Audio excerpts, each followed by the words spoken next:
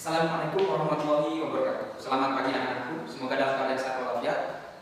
Pak Tanto tidak hentinya memberikan himbauan kepada anak-anakku selalu cuci tangan dengan rajin menggunakan sabun. Terus kalau keluar beraktivitas menggunakan masker. Kalau misalnya menjaga jarak, gitu ya, kalau bisa berkerumun jauhi kerumunan, menjaga jarak. Nah, kenapa? Karena kita lagi pandemi corona, itu virus yang sangat mematikan. Ya, anakku, baik anakku.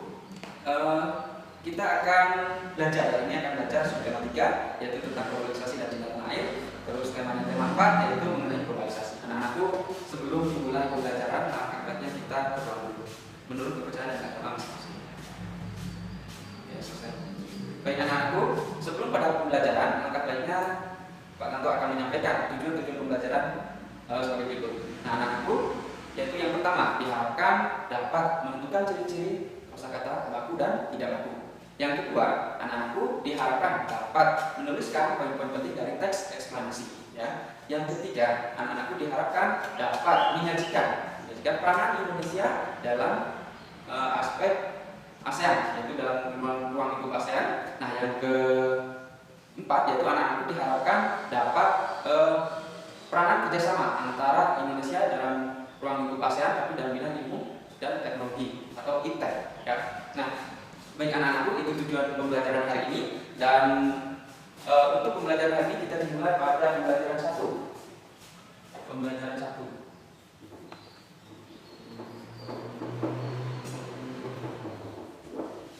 Oke, pembelajaran 1. Nah, nanti kalau kurang jelas nanti Pak Tanto akan tampilkan lagi ya di layar monitor dari depan ini. Nah, baik anak-anakku, sebelum kepada pembelajaran 1, Pak Tanto akan bahas lagi bahwa globalisasi itu membawa dampak positif dan dampak negatif. Nah, anak-anakku, untuk dampak negatif Pak Tanto sudah jelaskan juga, yaitu terjadi misal dampak negatifnya banyak sekali budaya-budaya dari luar negeri, yaitu atau dari negara lain yang memang tidak pas dengan kita. Nah, maka dari itu kita harus bisa menyaringnya atau memfilter mana yang baik, mana yang buruk ya dari budaya-budaya yang masuk ke Indonesia.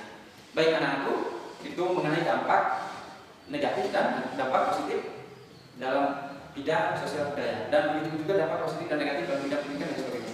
Nah, oleh sebab itu anak-anakku, dampak positifnya itu banyak sekali globalisasi itu. Nah, dalam aspek ekonomi, distribusi barang lebih cepat dan mudah, ya. Terus informasi yang lebih mudah dan sebagainya itu lebih mudah lagi. Nah, itu dampak, salah satu dampak dari bidang ekonomi, yaitu terjadinya di globalisasi. Nah, anak-anakku, untuk pembelajaran 1 kita akan membahas mengenai yang disebut dengan pembangkit listrik tenaga surya. Nah, ada beberapa macam pembangkit listrik ya, tapi ini adalah suatu dari solusi atau salah satu dari energi alternatif gitu. Nah, untuk menghemat energi, yaitu adanya energi listrik, yaitu dengan menggunakan sumbernya itu dari cahaya matahari. Nah, untuk itu anak-anakku, lebih jelasnya silakan anak-anakku baca pada buku paket, yaitu halaman 98 sampai 99 di sana. Nah, Pak Tanto tampilkan sini ya. Nah, ini nanti silakan anak-anakku baca. Ini yang disebut dengan teks eksplanasi. Teks eksplanasi silakan baca. Nanti paragraf pertama poin pentingnya apa, terus paragraf kedua itu biasanya paragraf jelas, dan paragraf terakhir, paragraf ketiga itu sebagai kesimpulan. Nah, nanti di sini paragraf poin pentingnya apa saja tuliskan ya. Ini pentingnya ini. Tapi sebelum itu anak-anakku silakan dibaca dan dipahami ya. Baik anak-anakku, setelah membaca teks eksplanasi, yaitu mengenai Indonesia luncurkan program Akademi Energi Surya pertama di Asia Tenggara. Nah, baik anak-anakku, Pak Tanto akan menjelaskan hanya sekilas. Nah, karena kalian sudah memahami, nanti Pak Tanto akan dikirimkan juga Google Form, yaitu mengenai pertanyaan-pertanyaan terkait dengan teks eksplanasi yang anak-anak baca. Ini linknya di bawah, nanti bisa diklik ya, itu di Google, nanti akan muncul beberapa pertanyaan. Nanti tinggal isi di HP masing-masing atau yang punya laptop bisa diisi di laptop. Ya, anak-anakku. Baik, anak-anakku, Pak Tanto jelaskan sekilas, yaitu mengenai Indonesia meluncurkan program Akademi Energi Surya pertama di Asia Tenggara. Nah, sebenarnya program tersebut itu anak-anakku diselenggarakan oleh Departemen Teknik. Nah, yaitu yang menyelenggarakan itu Universitas Indonesia, Fakultas Teknik ya. Nah, dalam perjalanan tersebut yaitu diadakan seminarnya itu yang bertemakan Solar for Our Future. Nah, jadi istilahnya itu energi matahari, yaitu untuk masa depan kita, itu ya. Jadi energi alternatif lah, kayak gitu, energi alternatif. Nah, Anak-anakku, itu untuk di bagian pertama, coba perhatikan di paragrafnya, paragraf pertama. Sini Pak lihatkan paragraf pertama. Nah, paragraf pertama kira-kira dibahas apa? Nah, untuk topik masalahnya yang dibahas apa? Itu di paragraf pertama. Nah, sekarang paragraf kedua, Pak tampilkan lagi. Nah, kira-kira yang dibahas di paragraf kedua itu mengenai apa? Ini biasanya paragraf kedua itu paragraf jelas ya. Nah, paragraf kedua itu yaitu dijelaskan tadi mengenai apa? Ada panel surya dan sebagainya. Nah, di paragraf terakhir ini biasanya untuk bisa mengenai tadi program pendidikan, bagaimana cara penerapan panel surya dan sebagainya. Itu di paragraf ketiga, kesimpulan nanti bagaimana ya. Nah, itu nanti silakan anak-anakku dituliskan pada halaman 99. Di sana ada latihan. Nah, Pak tampilkan lagi untuk halaman 99 ini ya, ada paragraf 1. Nah, paragraf 1 itu mengenai topik masalah, nanti paragraf keduanya yaitu paragraf jelas, nanti silakan poin-poinnya ditulis ya. Ini Pak tampilkan. Oke, anakku. Nah, baik anak-anakku, untuk mengenai bahasa Indonesia, kira-kira nanti ada yang ditanyakan apa tidak, nanti bisa mungkin di kolom komentar ya. Nah, anak-anakku, kita lanjutkan pada pembelajaran selanjutnya, yaitu mengenai IPA. Nah, IPA ini kita akan bahas apa? Itu Pak Tanto jelaskan lagi. Untuk selanjutnya kita belajar mengenai muatan IPA. Muatan IPA itu jelas, karena tadi juga sudah dibahas mengenai panel surya atau penampung energi matahari yang diubah menjadi energi listrik. Baik. Nah, untuk yang sekarang kita bahas muatan IPA. Nah, globalisasi ini anak-anakku semua mempermudah akses gitu. Dan semakin berkembangnya zaman, semakin berkembangnya juga manusia, energi juga akan semakin menipis. Energi akan semakin menipis. Entah itu dari batu bara, minyak dan sebagainya. Begitu juga energi listrik, bahan energi listrik. Maka oleh sebab itu anak-anak, kita membutuhkan energi alternatif. Nah, energi alternatif ini akan Pak Tanto bahas, yaitu mengenai panel surya atau yang disebut dengan pembangkit listrik tenaga surya (PLTS). Karena pembangkit listrik itu bermacam-macam ya. Kita fokus kepada pembangkit listrik tenaga surya. Baik, anak-anakku. Nah, untuk pembangkit listrik tenaga surya muatan IPA, silakan anak-anakku dicermati di buku paketnya itu halaman 101. Nah, silakan dicermati. Di sana sudah ada contohnya, ya, sudah ada contohnya, yaitu mengenai panel dan komponen-komponennya, panel surya dan komponen-komponennya. Di sana ada gambar rumah, ada dua rumah itu, yang atas dan yang bawah. Nah, silakan perhatikan secara cermat dan baca juga teksnya. Nah, silakan perhatikan kira-kira perbedaannya di mana, ya. Nah, kira-kira perbedaannya di mana? Baik. Nah, kalau misalnya anak-anak menemukan perbedaan ini, silakan dituliskan di buku. Perbedaannya ini rumah 1 dan rumah 2. Nah, oke, anak-anakku sudah paham ya? Nah, sekarang Pak Tanto jelaskan dulu. Baik anak-anakku, untuk pemasangan panel surya tentunya harus yang terkena sinar matahari, karena itu sumber utama untuk dijadikan sumber energi listrik sebelum terkena panel surya. Makanya untuk panel surya itu dipasangnya di atap rumah. Nah, itu agar terkena sinar matahari. Ada juga mungkin tidak selalu di atap rumah, tapi di mana yang sekiranya yang hampir selalu itu penuh, kan itu terkena sinar matahari. Itu ya. Jadi kalau di gambar itu di atap rumah itu secara umum. Nah, anak-anakku, coba lihat, perhatikan di gambar yang pertama. Ya, gambar rumah yang pertama. Oke, yang panel surya sudah kelihatan. Oke, yang gambar panel surya ini ya, yang atas. Silakan, panel surya sudah kelihatan. Oke, cukup. Nah, sekarang lihat dan perhatikan ada alat-alat selanjutnya. Sebelum digunakan menjadi mesin cuci atau lampu, setrika dan sebagainya, tapi harus melalui alat-alat tersebut. Yang pertama ada kontroler. Nah, di sana itu kontroler itu sebagai proses yang disebut dengan arus listrik, proses penampung energi listrik, kayak gitu ya. Nah, baterai. Yang kedua ada baterai. Nah, dari kontroler itu ke baterai. Nah, dari baterai lah ditampung yang namanya energi listrik. Nah, dari baterai dialirkan ke inverter. Inverter itu penyaring agar yang arusnya itu bisa disesuaikan, kayak gitu ya, inverter. Nah, dari inverter itu bisa dibilang arus setara atau AC, atau nanti bisa juga dibikin membuat arus DC, itu arus berbalik, gitu ya. Itu di inverter. Nah, itu di gambar rumah yang pertama ada 3 alat, ada kontroler, ada baterai, ada inverter sebelum digunakan, kayak gitu ya, sebelum digunakan. Nah, tapi coba lihat untuk gambar rumah yang kedua ini. Sudah kelihatan? Nah, untuk gambar rumah yang kedua, untuk pemasangan panel listrik itu sama, ya. Pemasangan panel listrik di gambar itu dicontohkan di atap rumah. ya, atap rumah. Nah, alatnya kalau tadi itu ada berarti kabel Pak Tanto bisa dijelaskan. Yang pertama itu ada kabel, ada controller, ada baterai, ada inverter itu sebelum dialihkan ke lampu, kayak gitu, mesin cuci dan sebagainya, ya itu ada. Tapi lihat di rumah yang kedua. Di rumah yang kedua itu ada satu alat itu yang disebut dengan apa? Box energi, ya, yaitu yang disebut dengan penampung box energi ini, ya. Nah, ini itu lebih mudah, lebih efisien dan fleksibel, ya. Ini lebih mudah. Nah, itulah yang disebut dengan perkembangan zaman, globalisasi. Jadi yang pertama itu rumah pertama masih itu, dan yang kedua itu sudah ditemukan lagi alatnya dari panel listrik masuk ke box energi ini, ya. Baik, itu anak-anakku. Nah, baik anak-anakku. Nah, tentunya nanti untuk evaluasinya Pak Tanto akan ambilkan lewat Google Form, ya. Kalian silakan isi. Nanti sudah selesai tinggal dikirim. Nanti Pak Tanto bisa langsung cek di rumah Pak Tanto, atau nanti anak-anak bisa mengerjakan di rumah masing-masing. Ini, ya. Nah, itu sudah paham alamat Google Form-nya, nanti bisa diperbesar. Ketik. Oke. Baik anak-anakku, itu mengenai yang disebut dengan energi alternatif menggunakan sumbernya itu cahaya matahari. Tentunya juga ada kekurangan dan kelebihan, tapi setidaknya kita memanfaatkan sinar matahari. Mungkin kalau musim hujan kan sinar matahari sedikit, nanti penampungnya sebatas sedikit, tapi itu juga tidak masalah. Nah, selagi kita memanfaatkan yang ada. Oke, itu ya anakku. Nah, sekarang kita akan praktek anak-anakku. Nah, prakteknya itu kita sama akan memanfaatkan sumber energi alternatif. Nah, sumber energi alternatif itu di halaman selanjutnya.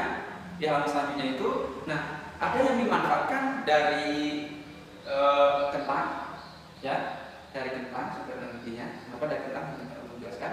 Nah, ada juga dari jeruk nipis apa. Nah, tapi Pak Tanto akan mempraktekkan, yaitu menggunakan jeruk nipis atau lemon, ya, kalau dari sini itu. Nah, untuk itu anak-anakku mohon disimak. Nanti ketika Pak Tanto mempraktekkan sebuah energi alternatif, yaitu dari jeruk nipis atau lemon, ya. Nah, tentunya bahan-bahannya yang pertama ada kabel, yang kedua ada lampu LED kecil, yang ketiga ada paku, yang keempat kita menggunakan koin, ya, koin tapi yang berwarna kuning, yaitu yang dari logam itu. Nah, yang terakhir itu kita menggunakan paku, itu ya. Terus kita juga membutuhkan pisau atau cutter. Nah, nanti Pak Tanto akan praktekkan, tapi Pak Tanto wanti-wanti atau mohon pada anak-anakku nanti ketika mempraktekkan di rumah hati-hati, karena menggunakan cutter, ya, itu sangat tajam, benar-benarnya hati-hati, ya. Anak-anakku, nah kita akan praktek percobaan mengenai energi listrik alternatif, yaitu dari ini, ya, dari jeruk nipis, ya, kalau di sini itu istilahnya, kan. Nah, anak-anak, kenapa kok jeruk nipis dapat menghasilkan energi listrik? Ternyata cairan kimia yang disebut dengan asam elektrolit ini bisa menghasilkan energi listrik. Kalau istilahnya itu di air aki, itu loh itu, ya, itu hampir sama lah, itu, ya, itu mengenai kenapa jeruk nipis menghasilkan energi listrik. Nah, baik anak-anakku, di sini ada 4 buah jeruk nipis, ya, 4 buah jeruk nipis. Nah, dari 4 buah jeruk nipis ini anak tidak harus 4 buah jeruk nipis, tapi semakin banyak jeruk nipisnya, nanti terak cahaya juga yang dihasilkan makin terang. Oke, selanjutnya yang karena di sini ada 4 jeruk nipisnya, maka Pak Tanto menyediakan koin 4 juga, ya, koin 4, nah, yang warnanya kuning. Nah, selain itu juga koin ini sebagai, karena dalam listrik itu ada aliran listrik positif dan aliran negatif. Nah, koin ini sebagai aliran positif. Nah, yang kedua, Pak Tanto menyediakan paku. Nah, paku ini sebagai aliran negatif, ya, 4 buah paku juga Pak Tanto siapkan. Nah, selanjutnya untuk menghubungkan ke setiap energi listrik dari setiap lemon di sini atau jeruk di sini, Pak Tanto menggunakan kabel. Sediakan kabel yaitu 5, ya, 5 kabel sini. Ini. Nah, dan juga penjepit waya istilahnya ini, ya. Nah, ini untuk nanti menghubungkan ke sini, ke koin, karena kalau diikat itu tidak mungkin, harusnya menggunakan penjepit. Contohnya kayak ini. Nah, selanjutnya anak-anakku, ketika bahan-bahan sudah ada, kita tahapan selanjutnya mempolongi, ya. Tadi kalau Pak Tanto menyediakan cutter atau pisau, ya, dipolongi di sini untuk tempat koinnya. Kira-kira seukuran koin. Nah, kemudian tancapkan koinnya. Sini, ya. Nah, ini tancapkan koinnya. Kemudian anak-anakku, selanjutnya pakunya sejajar dengan koin. Ya, sudah. Oke. Begitupun seterusnya. Baik, ya, pakai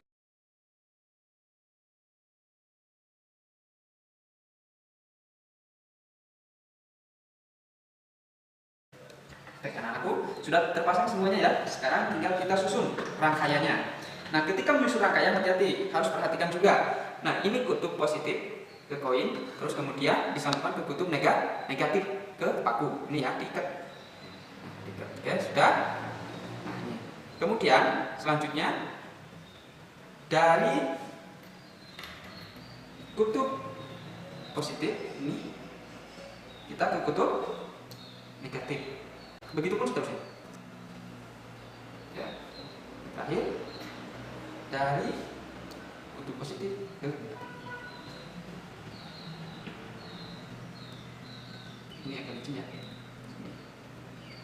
ke positif ke negatif yaitu paku. Oke. Ya. Nah, selanjutnya kita pasangkan kepada kutub positif. Oke. Yang selanjutnya kita pasangkan ke kutub negatif. Nah, apakah hasilnya nyala? Kita lihat ya. Ya, anak-anak, ketika sudah terpasang seperti ini, yang tadi sudah Pak Tanto jelaskan, ada kutub positif yaitu oleh koin sendiri, sedangkan yang kutub negatifnya yaitu paku sendiri. Nah, anak-anak, ini Pak Tanto akan pasangkan yaitu lampunya ya, lampu LED. Nah, di sebuah lampu LED itu, nah ini ada dua kaki nih, ada dua kaki ya, dua kakinya ya. Nah, ini yang panjang, kakinya kan panjang sebelah. Nah, sebenarnya panjangnya ini itu menandakan bahwa yang paling panjang ini kakinya itu kutub positif ya, sedangkan yang pendek kakinya itu yaitu kutub negatif. Nah, sekarang kita tinggal pasangkan positif dengan positif, negatif dengan negatif. Kita cobakan ya, pasangkan ya. Ini sudah terpasang semua kabelnya. Kita coba pasangkan positif dengan positif, diikat yang keras ya, yang kencang. Kemudian negatif dengan negatif. Bagaimana hasilnya? Nah, ternyata anak-anak, lampu akan menyala. Lampu akan menyala. Kelihatan? Nah, ini ya, lampu akan menyala. Nah, kenapa bisa menyala? Tadi sudah Pak Tanto jelaskan juga bahwa dalam sebuah jeruk nipis atau lemon ya istilahnya, itu terdapat asam elektrolit, yaitu yang mengandung yang bisa mengalirkan listrik ya, seperti air, seperti aki dari dalam di motor tersebut ya, kalau motor itu di sini. Nah, ini hasilnya sudah menyala. Jadi ini sebagai Pak Tanto contohkan itu di sini sebagai ini ya, energi alternatif. Kalau kita mencoba energi alternatif dari sebuah jeruk nipis, sebenarnya bisa dengan menggunakan tentang terus menggunakan apel, tapi Pak Tanto di sini anak-anakku.